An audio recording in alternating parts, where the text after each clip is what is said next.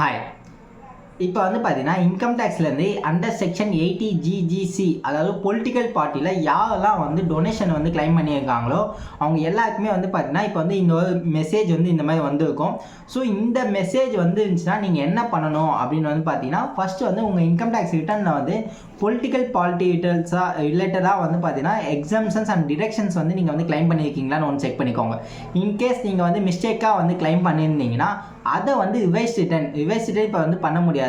So நீங்கள் வந்து பார்த்தீங்கன்னா அப்டேட் ரிட்டர்ன் வந்து பண்ணலாம்.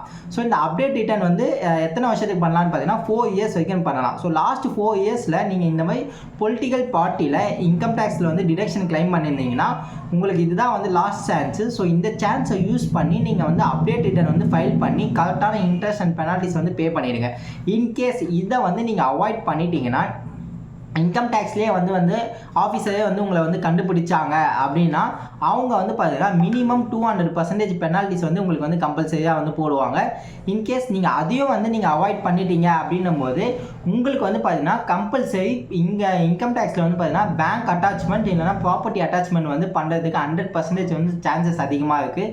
ஸோ அதனால் நீங்கள் வந்து இன்கேஸ் இந்த மாதிரி ஏதோ மிஸ்டேக் ஆகிருந்துச்சு அப்படின்னா இந்த லாஸ்ட் சான்ஸ் அப்டேட் ரிட்டர்னை யூஸ் பண்ணி நீங்கள் வந்து ரிட்டர்ன்ஸ் வந்து ஃபைல் பண்ணிவிடுங்க. இதேமாதிரி ரெகுலராக அப்டேட்ஸ்லாம் தெரிஞ்சுக்கணுன்னா என் சேனலை வந்து சப்ஸ்கிரைப் பண்ணிக்கோங்க.